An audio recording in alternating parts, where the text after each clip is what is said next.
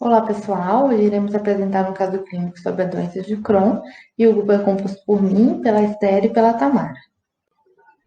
Bom, a doença de Crohn é uma doença intestinal inflamatória, a qual a inflamação crônica normalmente envolve a parte inferior do intestino delgado, intestino grosso ou em ambos, e pode afetar qualquer parte do intestino e do trato digestivo.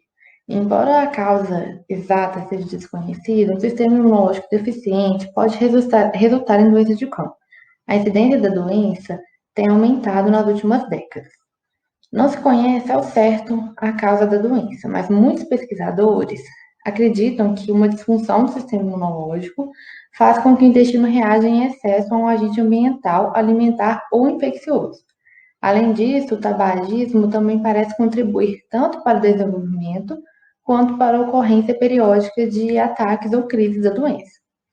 Além disso, contraceptivos orais podem elevar o risco de se desenvolver a doença. Algumas pessoas podem ter predisposição hereditária, e essa disfunção do sistema imunológico nos indivíduos predispostos geneticamente, que possuem antígenos e microflora, podem induzir uma resposta inflamatória e ocorre a ativação da cascata imunoinflamatória, resultando na inflamação continuada da mucosa do intestino, fatores intralumiais, alterações na barreira do epitélio intestinal e resposta inflamatória anormal da mucosa. Pessoas com esse tipo de patologia possuem maior risco de carências nutricionais, devido a várias razões relacionadas com a doença e com o próprio tratamento. A fase aguda da doença é caracterizada pela subnutrição, com perda de peso, deficiência proteico-energética, assim como deficiências específicas em vitaminas, minerais e oligoelementos, e provoca alterações não específicas no metabolismo de substratos, semelhantes às observadas em situações de fome e inflamação.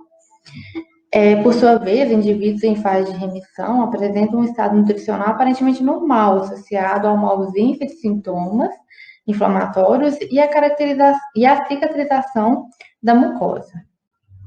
Quando o tratamento clínico e dietético não é suficiente, poderá ser necessário o tratamento cirúrgico. As ressecções resultantes da cirurgia podem levar a uma má absorção de líquidos e nutrientes, e em casos mais graves, pode levar a síndrome do intestino curto, devido às ressecções extensas e múltiplas. Nesse sentido, faz importante a análise e discussão de casos clínicos sobre essa doença, uma vez que pode interferir no estado nutricional do indivíduo, além da sua incidência ter aumentado nos últimos anos.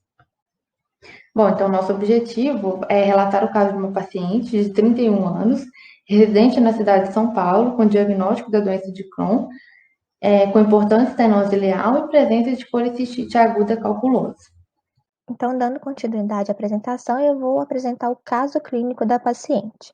Trata de uma paciente do sexo feminino, 31 anos, casada, tabagista, 10 anos e residente da cidade de São Paulo. Há 5 meses, relata quadro de diarreia associada à dor abdominal difusa, com náuseas, vômitos e astenia. Optou por realizar automedicação e descreve sentir um pequeno conforto após o uso dos medicamentos. Após alguns meses, os episódios de dores abdominais ficaram mais fortes e foi acompanhada de vômito, náusea, febre e hematoquesia. Sendo assim, a paciente deu entrada ao hospital mais próximo. No momento da admissão, o médico responsável pelo caso realizou o exame físico, onde verificou a presença de abdômen globoso, ruídos hidroaéreos presentes, dor à palpação profunda do mesogastro e hipocôndrio direito, eritema nodoso nas mãos e nas pernas, estomatite aftosa e pressão de 150 por 110 milímetros de Hg, temperatura corporal de 37,9 graus Celsius e avaliação cardíaca e respiratória normais. Relata não ser hipertensa e na aferição do peso a paciente apresentou-se com baixo peso, IMC 16,8 kg por metro quadrado, e ao ser questionada sobre os sintomas, a paciente relatou estar ciente que estava abaixo do peso, mas que acreditava que o quadro estava relacionado às dores abdominais que frequentemente estava sentindo, principalmente após refeições gordurosas, o que fazia com que ela diminuísse a ingestão de alimentos, além da presença de diarreia. Ao longo da conversa, ao ser indagada sobre suas fezes, Ela diz que há algum tempo tem sentido dor ao evacuar e observa que as fezes estavam com presença de sangue nos dias que antecederam a internação.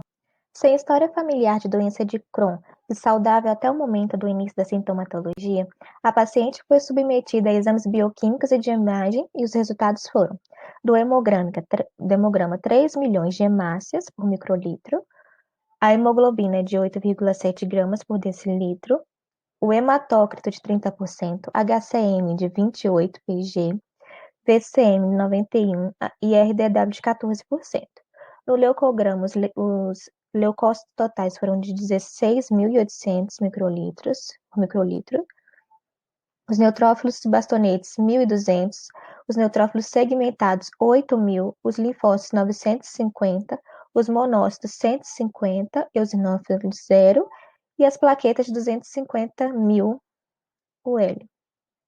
O ferro sérico de 8 milimol por litro, ferritina 10, vitamina D de 15 mg por ml, vitamina K 0,6 mg por litro, vitamina B12 de 180 pg por ml. As enzimas hepáticas se apresentaram normais. No exame de fezes, houve a presença de hemácias, aumento de calcoproctina fetal e ausência de parasitos. No exame de urina, teve como resultado a cultura negativa e a ausência de infecção. Na colonoscopia, evidenciou perda de vascularização da submucosa, edema, anantema e várias áreas com várias nodulações, que são os pseudopólipos, em todos os segmentos colônicos e algumas áreas de ulcerações longitudinais recobertas por fibrina, nas quais foi colhido material para biópsia, sugerindo doença inflamatória intestinal. Na nova colonoscopia, demonstrou a doença em ilho terminal, agora sendo possível apenas a avaliação dos primeiros centímetros do ilho terminal, já se notando estenose ileal e dificuldade na entrada da válvula iliocecal, por deformidade da mesma. Na ultrassonografia abdominal, constatou-se a presença de vesícula biliar tópica, distendida, com conteúdo calculoso, múltiplos cálculos produtores de sombra acústica posterior e preenchimento de toda a vesícula. Então, com o somatório dos sinais e sintomas apresentados pela paciente e avaliação dos exames bioquímicos e exames de imagem, ela foi diagnosticada com doença de Crohn, com importante estenose ileal e presença de colecistite aguda e calculosa. A incidência de colelitíase em pacientes com a doença de Crohn é de 14 a 34%, maior em comparação com a população em geral, e nesse caso resultou em uma inflamação da vesícula biliar. O diagnóstico de colecistite aguda calculosa foi sugerido por dor abdominal difusa com náuseas, vômito e febre, e foi confirmada pela ultrassonografia abdominal.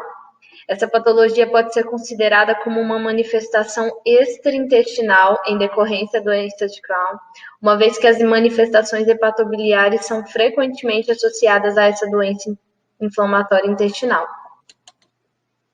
Outro sinal observado na paciente que favorece para o diagnóstico de colecistite aguda calculosa foi a estenose intestinal do ilho. Essa estenose favorece o surgimento dos cálculos na vesícula e, consequentemente, o aparecimento de colecistite calculosa. Nas últimas aulas, nós aprendemos que 75% dos sais biliares são reabsorvidos no ilho. A estenose presente nessa porção do intestino pode comprometer a reabsorção dos sais biliares e alterar a concentração da bile. Então, dessa forma, a bile se forma litogênica, aumentando a chance de precipitação e formação de cálculos. A presença de colecistite calculosa, resultante da irritação química e inflamação da vesícula biliar, obstruída por cálculos e hematoquesia, que é um dos principais sintomas dessa doença, levantaram a suspeita de doença de Crohn. Ainda em confirmação com o diagnóstico de colecistite calculosa, os valores de leucograma se apresentaram alterados, indicando um quadro de leucocitose. Nos casos de colecistite aguda, é comum a presença de leucocitose acompanhada da elevação da proteína C reativa.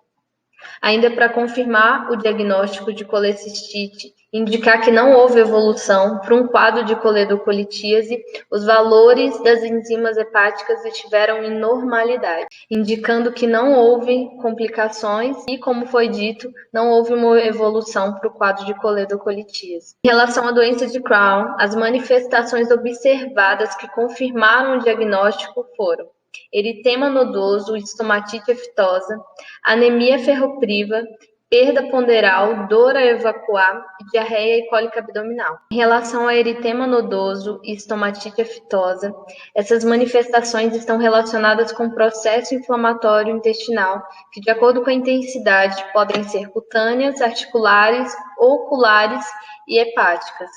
O diagnóstico de anemia pode ser observado na análise de células de série vermelhas, de hemoglobina e hematócrito, que se apresentaram inferiores aos valores de referência. Os baixos valores de ferro também foram indicados nos exames bioquímicos. Neste caso, esses baixos valores de ferro podem estar associados ao caso de colecistite e pela doença de Crohn. Na doença de Crohn, a deficiência de ferro e de B12 são comuns, uma vez que o estado inflamatório provocado pela doença compromete a entrada do ferro pelos enterócitos, pela ação da epsidina sobre a ferroportina, além dos demais eventos gastrointestinais que comprometem a adesão ao tratamento e podem agravar o estado inflamatório intestinal. A perda ponderal é comum na fase ativa da doença e pode progredir para a anorexia, uma vez que os portadores tendem a diminuir o consumo alimentar em decorrência das náuseas e das dores abdominais sofridas. Já a dor ao evacuar, ela é geralmente causada pelas lesões anais, nos casos de doença de Crohn, e o quadro de diarreia, ocasionado pela inflamação intestinal ou a falta de absorção pelo intestino delgado. O tratamento, via de regra, é realizado em duas etapas. A primeira, de indução à remissão, que diz respeito ao surto de atividade da doença, visa a redução ou abolição da sintomatologia nos períodos de crise. A segunda é a manutenção da remissão, ou seja, o objetivo é fazer que o indivíduo fique o máximo de tempo possível sem recidivas, quer dizer, sem novos surtos de agudização, permanecendo, portanto, livre de sintomas. Foi realizado por meio de administração de analgésicos, foi feita a colecistectomia, que é a retirada da vesícula biliar, devido aos achados da colonoscopia associada à sintomatologia, nesse caso optou por dilatação da válvula ileocecal, e para dilatação foi utilizado o balão tipo CRE guiado, estagiado nos tamanhos 12, 13,5 e 15 milímetros, preenchido com água, mantendo-se cerca de 1 minuto em cada estágio, e ficou 3 minutos no último estágio, sendo a dilatação repetida 2 vezes antes da retirada do balão. Além disso, foi realizada também a suplementação das vitaminas B12, D e K e suplementação de ferro.